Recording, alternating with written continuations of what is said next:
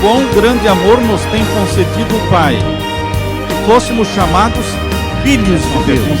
Eu e você temos que responder para nós mesmos: que farei de Jesus? Chamado o livro de Testemunhos, volume 9, página 189, diz assim: se nos humilhássemos perante o Senhor e fôssemos bondosos, o mexeriqueiro descobre o segredo. Deus dá e Deus cobra, mas Deus não cobra nada que Ele não deu antes.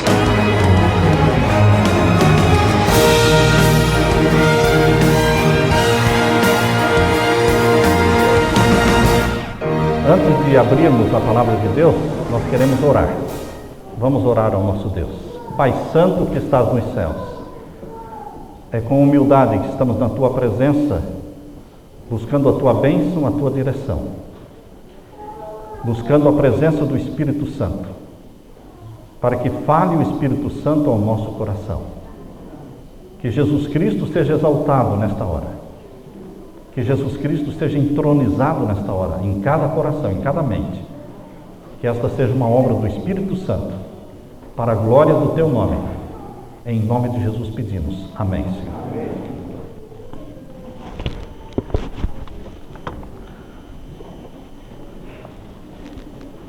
Você sabia que as pessoas de sucesso no mundo, elas não têm sucesso por acaso? O sucesso não ocorre por acaso. Esse é o título de um livro do Dr. Laí Ribeiro, mas não é sobre isso que nós vamos falar. Mas o sucesso não ocorre por acaso. As pessoas de sucesso e as empresas de sucesso, elas planejam o sucesso. Elas almejam o sucesso. Elas sonham com o sucesso. E elas colocam em uma frase bem curta, uma frase pequena, o objetivo e o meio, a estratégia que eles vão usar para alcançar o sucesso sonhado. Chamam isso de lema, ou de slogan, ou de motto. Elas resumem numa frase curta o propósito da vida delas. Para que vão viver? Para que vão viver 50 anos aqui? Steve Jobs viveu poucos anos, mas realizou o trabalho de mais de 20 pessoas. Mas alcançou o propósito. Ele colocou no coração um alvo, um lema. Pessoas e empresas de sucesso têm lema. Lema que direciona a vida. Lema que motiva as ações, motiva os projetos. Eles não perdem tempo com tolices, eles não perdem tempo com coisas secundárias. Eles têm um alvo a seguir, eles têm um lema. E eles seguem aquela rota, porque o lema dá direção para a sua vida. Há pessoas que passam pela vida sem lema. Se eles estiverem aqui está bom, se estiverem no Brasil está bom, se casar está bom, se não casar também está bom. E eu me lembro do pastor Jimmy, que ele era um pastor de sucesso lá na Flórida, solteiro, bem no início da igreja de Fort Lauderdale, e ele disse: Senhor, eu quero casar, eu preciso casar, e eu quero casar dentro de 1 ano, nem namorada tinha, e queria casar dentro de 1 ano, e orou por isso, e se perfumou também, não adianta só orar. E orou, e jejuou. Dentro de 1 ano, ele estava se casando com a Ruth, que foi uma mulher que Deus deu para ele. Há pessoas que dizem: quando vier está bom, o dia que vier está bom. No calendário de Deus não tem esse um dia, não existe, você tem que marcar data. Pessoas de sucesso colocam um alvo, um propósito e perseguem este alvo. Investem energia e tempo e dinheiro naquilo que eles querem alcançar. Não seguem a lei do acaso. Qualquer pessoa que não tiver um lema, qualquer resultado para elas serve. Qualquer cidade para elas serve. Nunca chegam em lugar nenhum porque não tem nenhum lugar para chegar. não estabelece um alvo de salário por mês, o que eles ganharem está bom. Então, não tem para um dia, não tem expectativa, não tem sonho, se satisfazem com qualquer coisa. Por que é importante ter um lema, meus queridos? Ele vai dar direção na sua vida. Com 17 anos, eu aceitei o voto que minha mãe fez quando eu nasci. Ele pertence ao Senhor. Como Ana fez com Samuel, minha mãe Zulmira fez comigo. Esse menino é teu. Eu estava para morrer, entre a vida e a morte. Ela disse: Senhor, cura este menino e ele é teu para sempre. E Deus me curou. E ela repetia isso sempre na minha mente, nos meus ouvidos, até que com 17 anos eu aceitei o voto que minha mãe fez. E disse: eu, pela graça de Deus, vou ser pastor. Eu aceito Jesus como meu Salvador. Com 17 anos, nasci na igreja, mas a igreja não nasceu em mim até os 17 anos. Então, queridos, dos 17 anos para frente, Deus já colocou uma mulher na minha vida. No momento em que eu tomei a decisão de andar nos caminhos do Senhor, Deus já preparou uma esposa de pastor, colocando-a sentada bem na minha frente, na minha sala, na carteira na minha frente. Eu a cutucava com a minha botinha.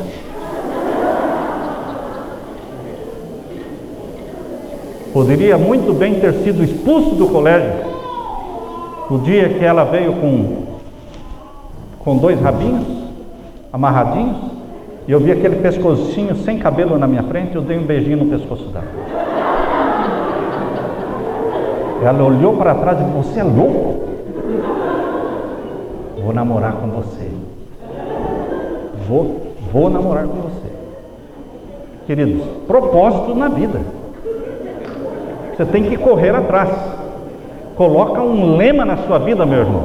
Não aceite qualquer coisa.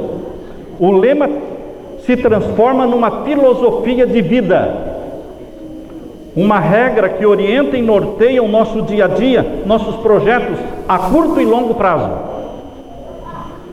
Se você analisar as empresas de sucesso, eu estive vendo na internet alguns lemas. Por exemplo, a Ordem Beneditina de São Benedito. Qual é o logo deles? Qual é o lema deles? Orar e trabalhar.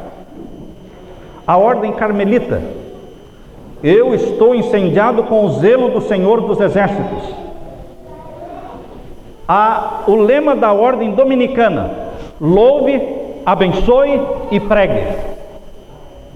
O lema do Exército da Salvação: sangue e fogo. Igreja Metodista Unida. Qual é o lema da Igreja Metodista? Corações abertos, mentes abertas, portas abertas. Essa aqui é uma igreja metodista, né? Por isso receberam vocês aqui. Porque esse é o lema: portas abertas. Adidas. Qual é o lema desta companhia de tênis, de calçados? Adidas. Nada é impossível. Até parece que tiraram da Bíblia, né? Nada é impossível. Qual é o lema da Apple? Pense diferente. Não foi isso que Steve Jobs fez? Pensou diferente e se tornou um ícone no mundo. BMW. Qual é o lema da BMW? Puro prazer de dirigir. Qual é o lema da Google? Não seja mal. Don't be evil. Qual é o lema da GE? Imaginação no trabalho. O lema da Honda: o poder dos sonhos. O lema da IBM: pense. Mercedes-Benz: o melhor ou nada. Bonito, né? Microsoft: onde você quer chegar hoje? O lema deles é uma pergunta: onde você quer chegar hoje? Qualquer lugar que eu chegar está bom. Então você não vai chegar a lugar nenhum. Qual o lema da Nokia? Conectando pessoas. Da Nutella. Já ouviu falar da Nutella? A Nutella tem um lema: O que seria um mundo sem Nutella? O lema da Panasonic, ideias para a vida. E da Sony, faça e acredite. E do Walmart, economize dinheiro, viva melhor.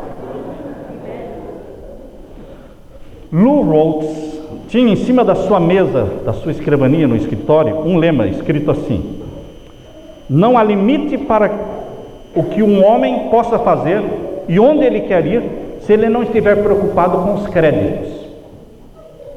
Se ele não está preocupado quem vai ganhar o crédito, não há limite para homem e mulher onde eles vão chegar. Vão fazer coisas incríveis.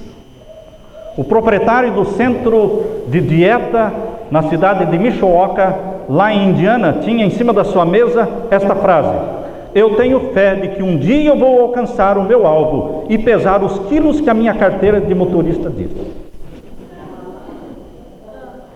Você já reparou quantos quilos estão lá na sua carteira, na sua driver license?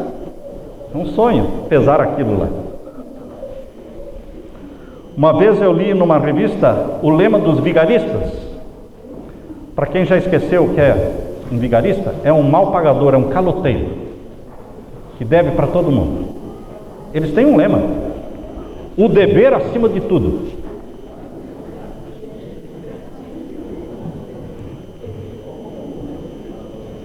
Na mesa do pastor da igreja luterana estava escrito assim: a alegria é como uma salada de batatas, partilha e ela vai se tornar um piquenique. Assim é a alegria. Você sabe qual é o lema dos desbravadores? O amor de Cristo nos constrange.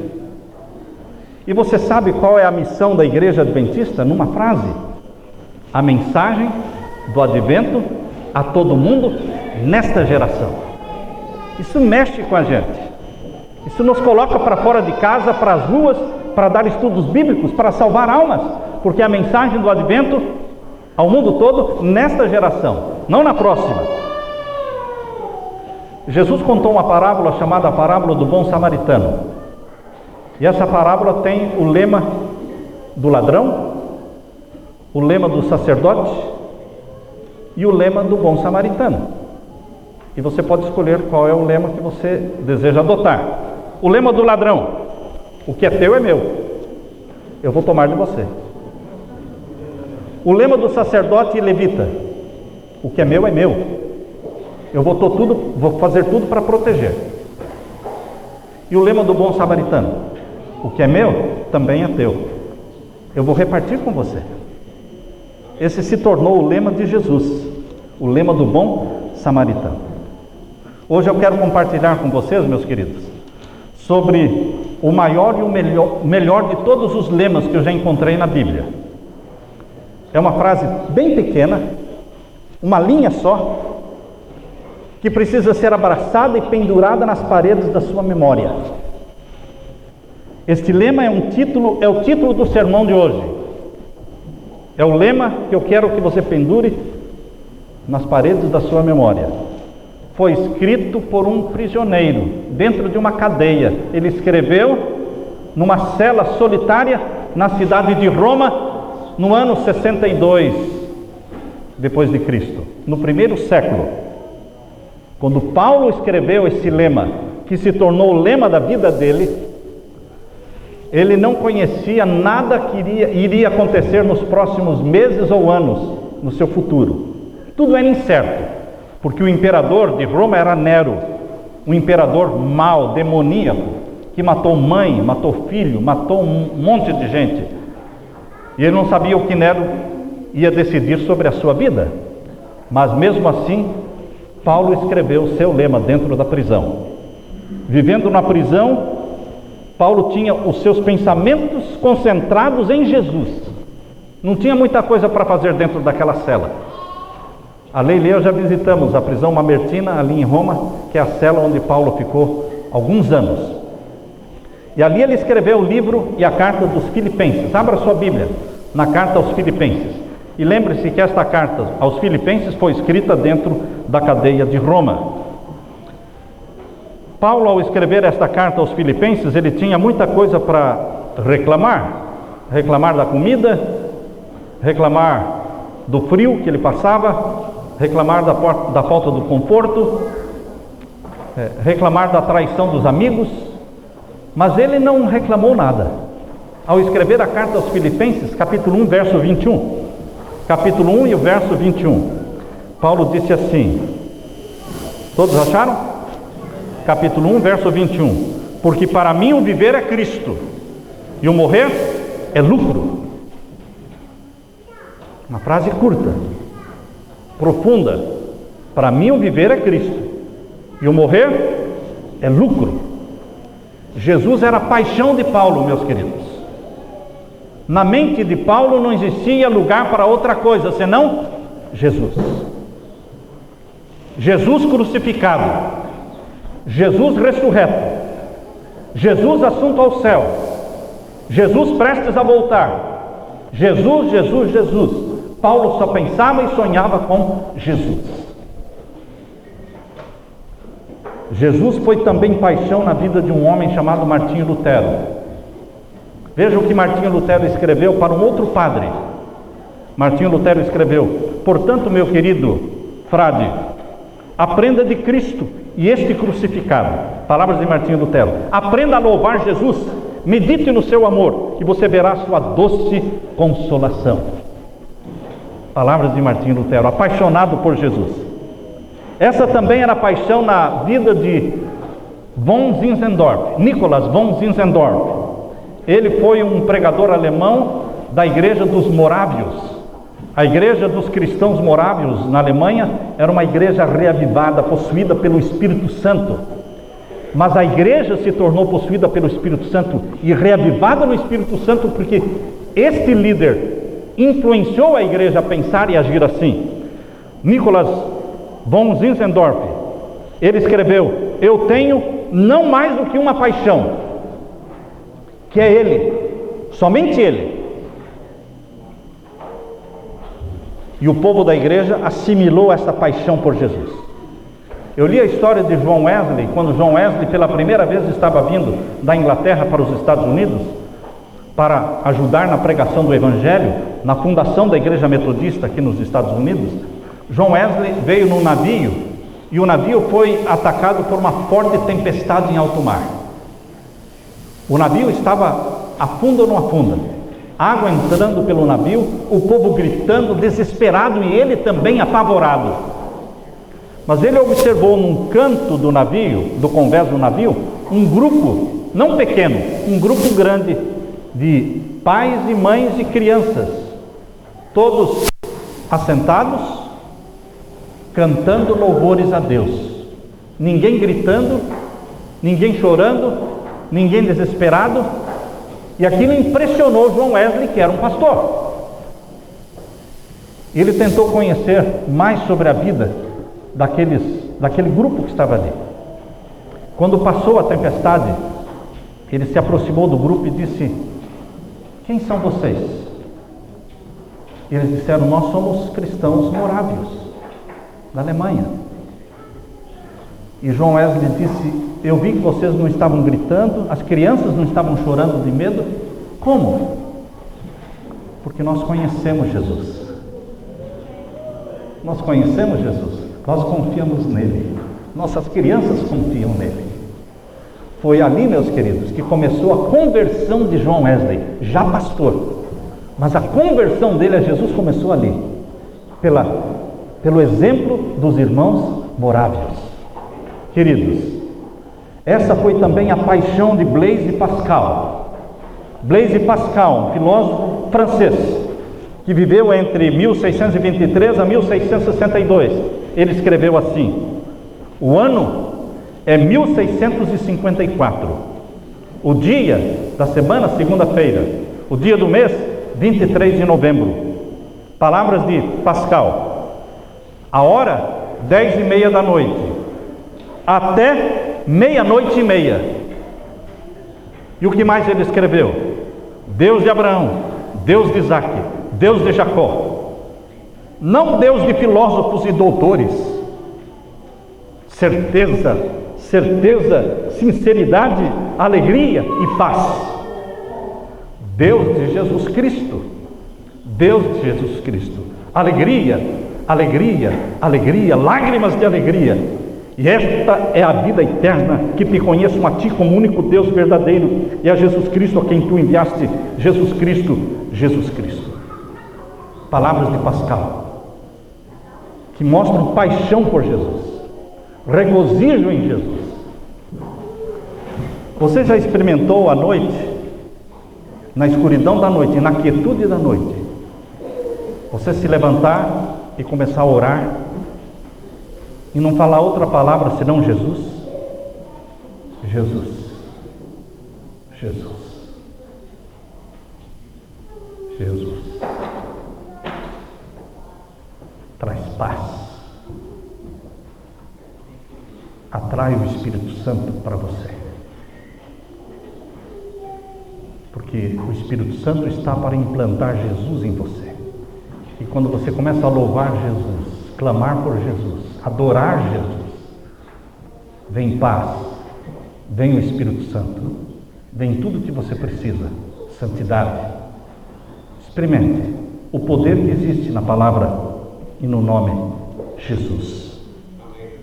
Para Pascal, o lema era: para mim o viver era Cristo. Esta foi a paixão de Guilherme Miller.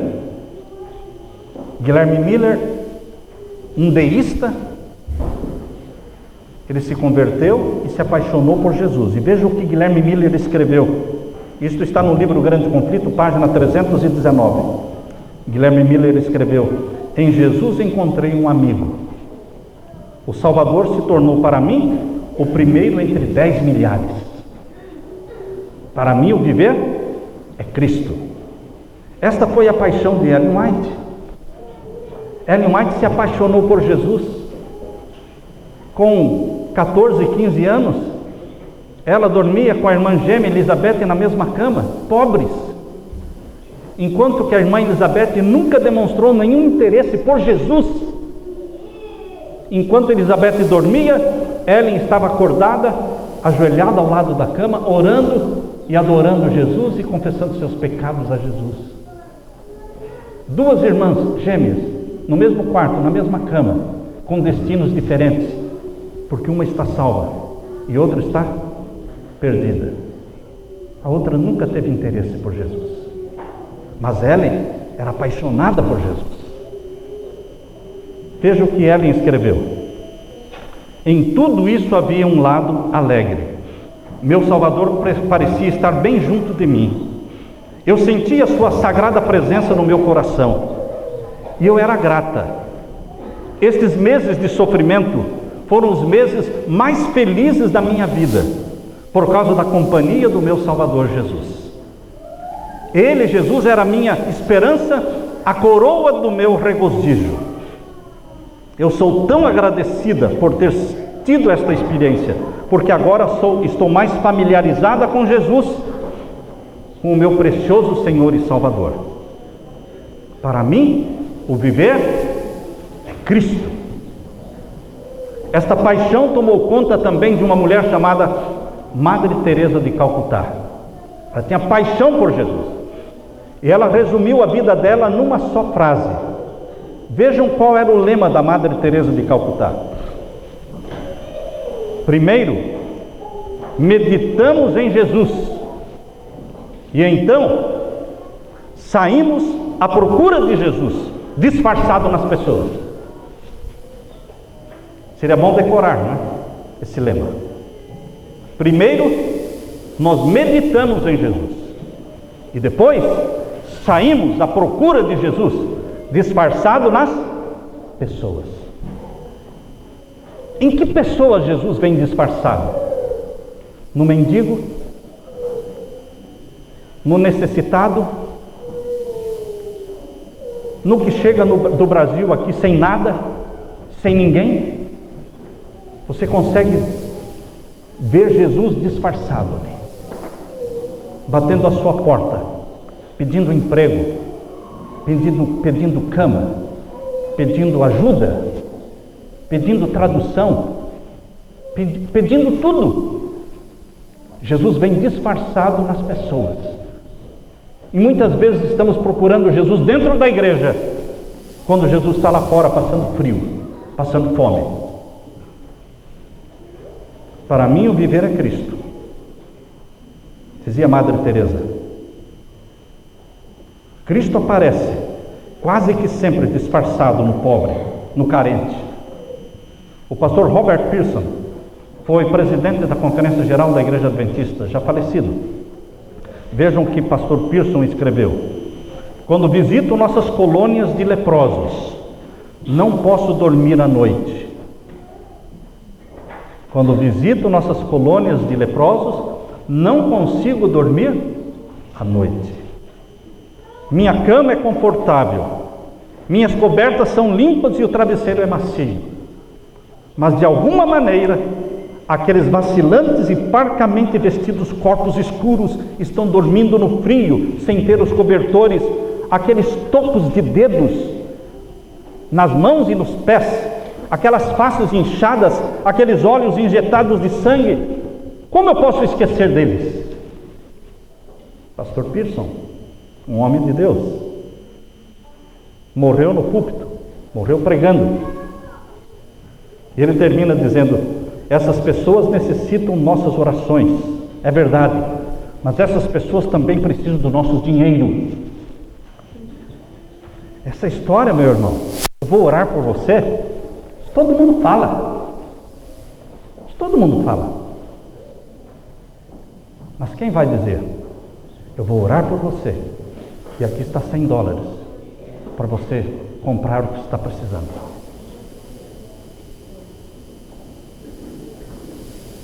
Os filhos de Deus sempre têm dinheiro para ajudar o necessitado, ou muito ou pouco, sempre tem. É fácil dizer: para mim o viver é Cristo, e em seguida ir para o shopping e gastar $50 no jantar de uma churrascaria. Como posso? Como posso gastar $50 no jantar de uma churrascaria e falar: para mim o viver é Cristo? É coisa nenhuma. Porque cada dinheiro que eu esbanjo em comida desnecessária ou em luxo, extravagância, é uma pessoa a mais passando fome. É um copo de leite a menos para uma criança necessitada. Como posso esquecer? Queridos, é fácil falar: para mim o viver é Cristo. Ir para o shopping e comprar mais um par de sapatos quando você já tem 20. E alguém diz: 20 não, pastor, 100. Quem tem 100 pares sempre acha desculpa para comprar mais um. E dizem: para mim o viver é Cristo. Não é nada. Isso é só blá blá blá, da boca para fora. As pessoas precisam das nossas orações, mas as pessoas precisam também do nosso dinheiro. Muitas vezes pensamos que depois que devolvemos o dízimo e damos nossas ofertas, o resto que fica conosco, que é 80%, 85%, é o que fica no nosso bolso, certo? Muitos pensam que esse 80%, 85% é nosso e gastamos do jeito que queremos. Não, irmãos. Isso é um pensamento errado. Eu vou demonstrar se eu amo a Deus na forma como eu gasto aquele dinheiro que ficou na minha mão, depois do dízimo tirado, depois da oferta dada. Como é que eu vou gastar aquele dinheiro que ficou na minha mão? Isso vai mostrar para onde eu estou indo. E se Jesus realmente é a minha vida. Para mim o viver é Cristo. Fritz Kreisler era um violinista famoso que num concerto onde ele tocava algumas músicas, ele ganhava mais dinheiro do que nós trabalhando durante meses. Ele ganhava num concerto só. Rico. Mas veja o que Fritz Kreisler escreveu: nunca olho o dinheiro como sendo meu, porque o dinheiro é público. O dinheiro é apenas um fundo confiado ao meu cuidado para gastos próprios.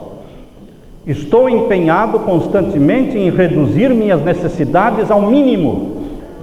Sinto-me moralmente culpado quando encomendo um custoso jantar, pois isso significa privar alguém de um pedaço de pão ou uma criança de um copo de leite. Minha amada esposa pensa exatamente como eu penso a respeito dessas coisas. E em todos esses anos de meu sucesso na música, não construímos sequer uma casa para nós. Por quê? Porque construir uma casa para nós está entre nós e os milhares de desabrigados que existem no mundo. E eu não consigo esquecer os desabrigados, dizia Fritz Kreisler. Queridos, para mim o viver é Cristo. O que significa mesmo essa frase? Um certo dia, o pastor perguntou para um jovem apaixonado: como está sua namorada? E ele disse: eu não sei como ela está agora, mas de uma coisa eu sei: eu não consigo tirá-la da minha cabeça. Se eu estou no refeitório, eu estou pensando nela. Se eu estou no dormitório, eu estou pensando nela. Se eu estou dentro da sala de aula, eu estou pensando nela. Eu não consigo tirá-la da minha cabeça. Sabem, queridos, que quando você se apaixona por Jesus também é assim? Se você está dirigindo no trânsito, está pensando em Jesus, cantando hinos para Jesus.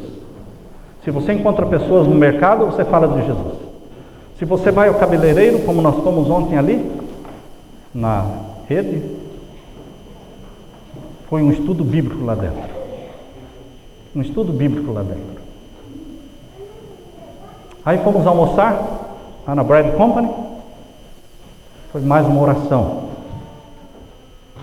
Se você está focado e apaixonado por Jesus, onde você estiver, você vai levar Jesus. E mostrar aos outros quão precioso é o seu Salvador.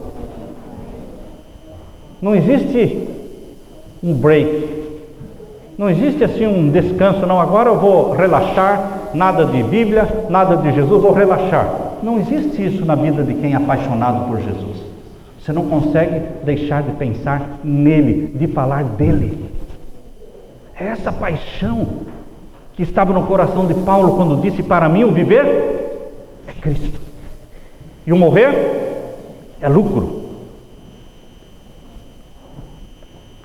Eu chamaria isso de santa obsessão, porque obsessão é doença, não é?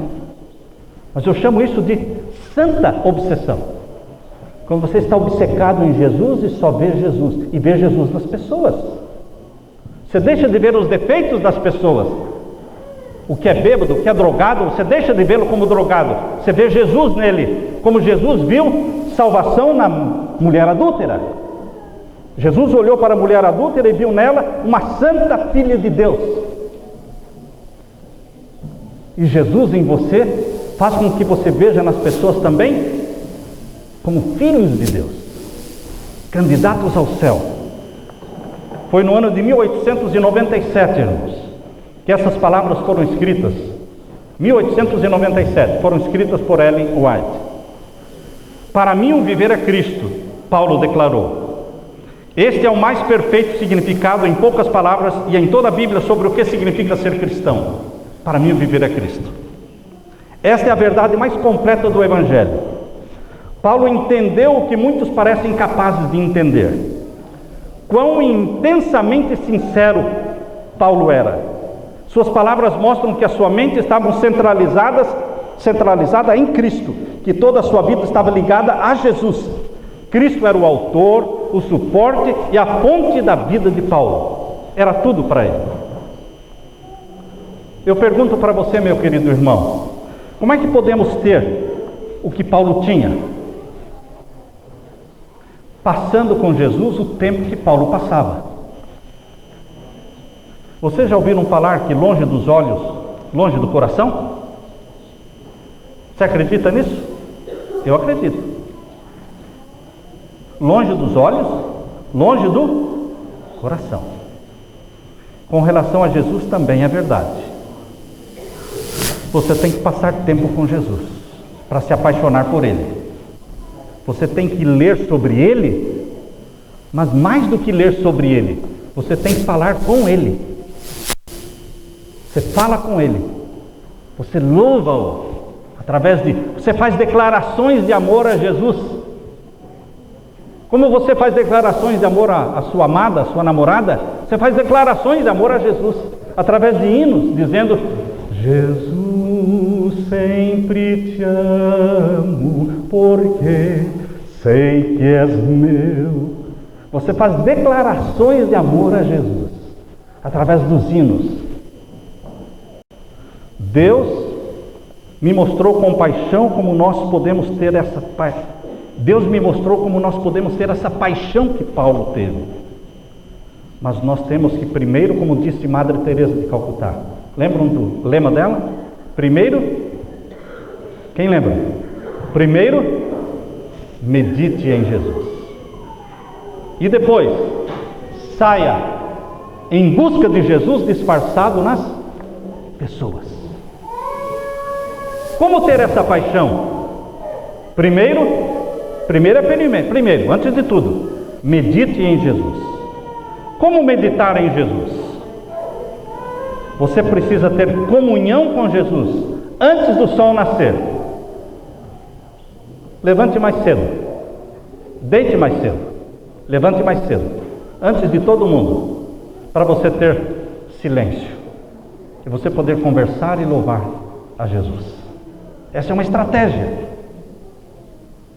Essa não era uma estratégia só da Madre Teresa.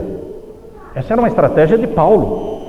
Paulo diz em Filipenses capítulo 3, abra sua Bíblia, em Filipenses capítulo 3, vamos ler o verso 10, capítulo 3, e o verso 9 e 10, capítulo 3 de Filipenses, versos 9 e 10, aqui nós lemos: e seja achado nele, não tendo a minha justiça, que vem da lei, mas a que vem pela fé em Cristo, a saber, a justiça que vem de Deus pela fé, para conhecê-lo. Paulo queria o quê? Conhecer Jesus. Conhecer Jesus, nós nos apaixonamos por Jesus. É impossível não nos apaixonarmos por Jesus. Esse é o nosso primeiro dever, cada manhã, antes do sol nascer. Nossos primeiros pensamentos de manhã não deve ser noticiário, não deve ser Facebook. Esqueça o Facebook. O Facebook tem sido o responsável número 1 para o maior número de divórcios no mundo. Causa número 1 para o maior número de divórcios, Facebook. Cuidado. Quando você acorda de manhã, seu primeiro pensamento: louvar a Jesus. Se ajoelha, coloca um fone de ouvido, se você estiver num ambiente para não atrapalhar os outros, coloca os hinos do inário. Você tem aí na internet, você tem todos os hinos do inário adventista, e você vai cantando, começa com o número 1 e vai até os 600 e pouco. Você canta 5, 7, 8, 10 hinos cada manhã, e aí ora. E depois de orar, aí você estuda a Bíblia, e aí você sai para o mundo, para refletir Jesus e para descobrir Jesus disfarçado nas pessoas. Se você quer um livro ótimo para meditar em Jesus, Desejado de Todas as Nações. Um outro tão bom quanto o Desejado de Todas as Nações, Caminho a Cristo. Esse hábito precisa se tornar nosso modus operandi. O que é modus operandi? É um estilo de vida seu e meu, porque esse era o estilo de vida de Paulo. Para mim, o viver é Cristo e o morrer é lucro. Quem vive apaixonado por Jesus, qualquer dia que ele morrer, está bem, porque a morte para ele é lucro, porque só existem 2 segundos que separam você da morte e da ressurreição. Não existe mais do que 2 segundos entre a morte sua e a ressurreição sua, vendo Cristo descendo do céu com poder e glória. Por isso morrer é lucro, para quem ama Jesus Cristo. O pastor Carlyle Reigns sugere que cada um de nós escreva a versão deste verso de Tessalonicenses capítulo 1 e o verso 21. O pastor Carlyle, ele diz: cada um deve escrever a sua versão deste verso. Para mim o viver, e você completa. Faz a sua versão. Muitos dizem assim: para mim o viver é fama. Eu quero fama. Para outros escreveriam assim: para mim o viver é dinheiro. Outros diriam: para mim o viver é sexo. Pessoas viciadas em sexo só pensam em sexo dia e noite. É um vício. Você conhece Salomão? São do time de Salomão. Salomão foi tão promíscuo sexualmente que se tornou efeminado. O lema de Salomão era mulheres, sexo e riqueza, prazeres. Louco. Mas Salomão não se converteu? No finalzinho da vida dele, pela graça de Jesus, ele foi salvo. Mas ele viveu uma vida louca. Não, mas ele não era um homem mais sábio. Foi, quando ele era jovem. Mas ele se perdeu na metade do caminho e esbanjou, jogou fora, menosprezou a sabedoria que Deus lhe dera. Queridos, esta semana um jovem me escreveu dizendo: eu estou sendo convidado para ser maçom, pastor. Estão insistindo comigo, o que eu devo fazer? O que vocês acham que eu falei? Os maçons oferecem amor, dinheiro, poder. Eles mandam uma carta para a pessoa e colocam: nossa irmandade oferece para você isso aqui. As portas vão se abrir no mundo para você. Eles não estão mentindo, estão falando a verdade. Só que eles não te oferecem salvação, nem vida eterna. Satanás só pode dar aquilo que ele tem para dar. Dinheiro, fama, tudo isso ele pode dar. Mas ele não pode dar paz, porque ele não tem paz. Ele não pode dar vida eterna, porque ele não tem vida eterna. Ele vai ser queimado no lago de fogo e enxofre. Eu disse para este jovem: fique fora, caia fora. Fique longe disso. Se você escrever para mim o viver é Cristo, então você poderá também escrever o morrer é lucro. As pessoas têm medo da morte. A tia da minha esposa não queria ser ungida, porque ao ser ungida poderia existir a possibilidade dela morrer. Não quero ser ungida. Morreu sem ser ungida. Queridos, há pessoas que não querem pensar na morte. Eu li a história de um rei na França, que ele tinha pavor da morte. Do palácio, das janelas do palácio dele, ele podia enxergar uma cruz bem no alto da torre de uma igreja. E ele não queria pensar na morte, por isso ele não queria enxergar aquela cruz. Ele mandou construir uma torre entre o seu palácio e aquela igreja para esconder a cruz, para não pensar mais na morte. Isso é solução? Não. Você não pode esconder da morte. Você tem que encará-la de rosto erguido, de frente. Porque para mim o viver é Cristo e o morrer é lucro. Porque se eu morro agora, isso são somente 2 segundos entre a minha morte e a minha ressurreição. Não mais do que 2 segundos. E você será ressuscitado na volta de Jesus. Queridos, só está preparado para viver aquele que estiver preparado para morrer. Dá para decorar isso? Só está preparado para morrer aquele para viver. Só está preparado para viver aquele que estiver preparado para morrer. Você pensa na morte? Eu penso na morte todos os dias. Isso não é ser pessimista. Existe uma possibilidade de eu morrer todos os dias. E você também. E se morrermos? Morremos salvos ou perdidos? Existe algum pecado na minha vida que eu não confessei ainda? Existe algum pecado na sua vida que você não confessou ainda? Precisa ser confessado. Porque a hora que você ou eu morremos, a morte tem que ser para nós lucro. Expectativa de ressurreição. Paulo escreveu no livro de Romanos, capítulo 8, verso 36. Romanos 8, 36, Paulo escreveu: por amor de ti somos entregues à morte todo dia. Quando? Todos os dias, por amor de ti, Jesus, somos entregues à morte. Paulo estava assistindo morte de cristãos, mártires, todos os dias, esperando qual vai ser o meu dia. Mas eu estou pronto, porque para mim o viver é Cristo e o morrer é lucro. Isso não é coisa do passado, irmãos, porque milhares de mártires estão morrendo cada ano, na Síria, na Nigéria, nos países árabes. Milhares de cristãos estão morrendo cada dia, cada ano. Portanto, queridos, em 1 Coríntios 15, 31, Paulo disse: cada dia eu morro. Se eu morro cada dia, eu tenho certeza da vida eterna. Se cada dia eu morro, indícios eu estou dando de que morrendo cada dia, viverei eternamente. Uma vez pintaram um quadro, irmãos, e no quadro existia um boi, um altar e um arado.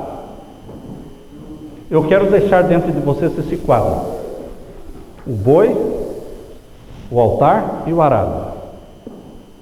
Todas as manhãs, na minha oração, eu digo: eis-me aqui, Senhor, para o arado, que é para pregar o Evangelho e viver por Cristo, ou o altar, para sacrificar a minha vida e morrer por Jesus. Todos os dias, irmãos, todos os dias, existe um arado, existe um altar. Prontidão para pregar o Evangelho, prontidão para morrer por Cristo. Se você viver, você está ganhando, porque está vivendo por Cristo. Se você morrer, está ganhando. É uma proposta de ganha-ganha. Não tem perda aqui. É ganha e ganha. Viver por Cristo ou morrer por Cristo. Jesus viveu, Jesus morreu, Jesus ressuscitou. Isso pode acontecer na minha vida. Eu nasci, estou vivendo, posso morrer e serei ressuscitado para a vida eterna. Juntamente com Paulo, eu desafio você a falar: para mim o viver é Cristo e o morrer é lucro. Juntamente com Zinzendorf, Martinho Lutero, Guilherme Miller, Ellen White, Madre Teresa de Calcutá, que tal se nós dissermos: para mim o viver é Cristo e o morrer é lucro? Quantos querem fazer este lema, o lema da sua vida? O lema da sua vida. Levante a sua mão. Eu quero orar. Eu peço que o meu Deus do céu, lá do céu, olhe para as suas mãos e derrame o Espírito Santo sobre você para cumprir com o lema da sua vida. Oremos ao Senhor. Pai querido, estamos na tua presença. Temos um desafio diante de nós. Nós queremos viver por Cristo, mas não temos forças. Pedimos que o Espírito Santo venha habitar em nós. Venha implantar em nós a vontade tua, que é santa. Que o Espírito Santo venha nos dar o caráter de Jesus e a mente de Jesus. Ajuda-nos a vivermos por Cristo e não termos medo da morte, porque morrer em Cristo é lucro, é vida eterna, é ressurreição certa, é trasladação para o céu, uma trasladação certa. Volte logo nos buscar, querido Jesus. Estamos ansiosos que o Senhor volte. Derrama sobre nós as tuas bênçãos, porque é em nome de Jesus que pedimos. Amém, Senhor. Amém, Senhor. Que a paz de Jesus fique com você, meu irmão.